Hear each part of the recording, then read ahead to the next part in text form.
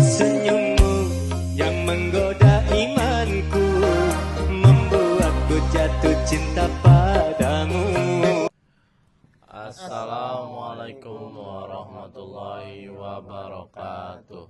Selamat malam, selamat datang semuanya. Kembali lagi kami dari kelompok 2 yang akan menjelaskan tentang tugas presentasi di pelanggaran kode etik ya, untuk memastikan transisi yang mulus dan juga keseimbangan dalam poin-poin krusial. Jatuh bangun aku mengejarmu,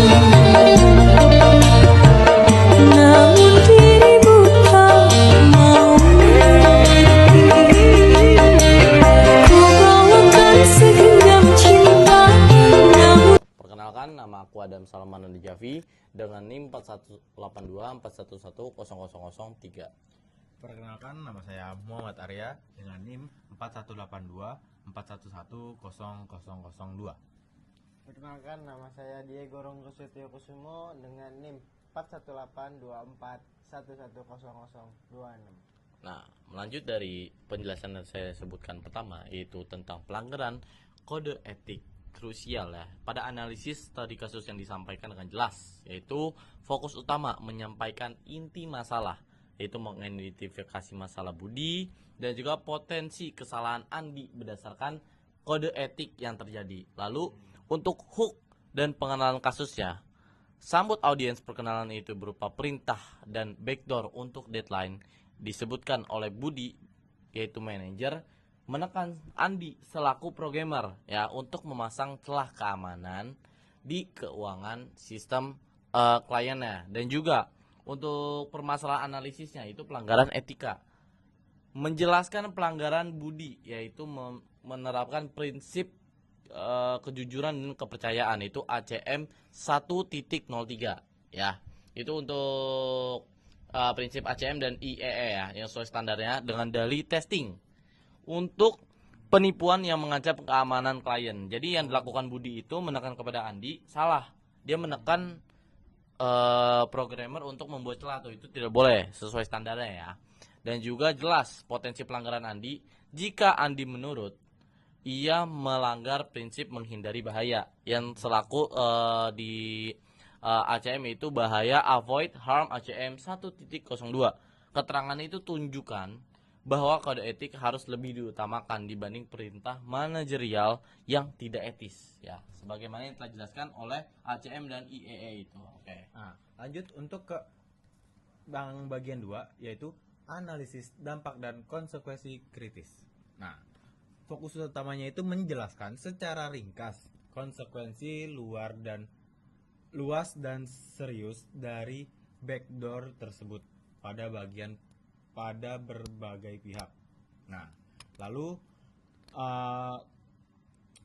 poin penting yang harus kita sampaikan yaitu dampak klien dan perusahaan. Klien sistem keuangan, resiko utama adalah kebocoran data dan sensitif kerugian finansial dan tuntutan hukum karena pelanggaran kepercayaan perusahaan. Dari situ, maka kita akan menghadapi bencana reputasi kehilangan klien dan resiko hukum finansial yang jauh lebih besar daripada masalah deadline. Nah, lalu pada dampak profesi IT, yaitu kasus ini mengikis kepercayaan publik terhadap semua profesional IT. Nah, ini termasuk merusak standar dan citra etika Mas Adam. Nah, lalu profesi secara keseluruhan masyarakat umum, data yang bocor dapat menyebabkan penipuan, pencurian identitas, mengancam stabilitas keuangan jika klien adalah institusi besar. Wah, benar banget ya. Lanjut oleh Mas Setio ya. Di sini saya akan merekomendasikan solusinya tuh kan. Di sini memberikan solusi untuk konkret yang harus dilakukan oleh si Andi dan si untuk mengusulkan ini untuk melindungi gitu kan. ya. Melindungi perusahaan gitu. Oke, Bu. benar. gitu. untuk langkah idealnya si Andi itu dia harus menolak dan mendokumentasikan gitu perintah si Budi gitu. Jadi perintah si Budi sama si Andi harus didokumentasikan gitu. Lalu solusi terbaiknya yaitu dia eskalasi gitu etikanya gitu. Yang mana dia di sini harus melaporkan ke atasannya si Budi gitu. Si HRD atau si komite gitu. Tapi di sini untuk melindungi dirinya dan klien dia akan tekankan untuk mengintegrasikan yang harus didukung oleh si Budi itu gitu. Nah, di sini juga ada mekanisme perlindungan tentang profesi IT yang mana di sini diusulkan solusi struktural gitu, Mas. Lalu untuk perusahaannya ini dia memiliki saluran whistleblower gitu kan.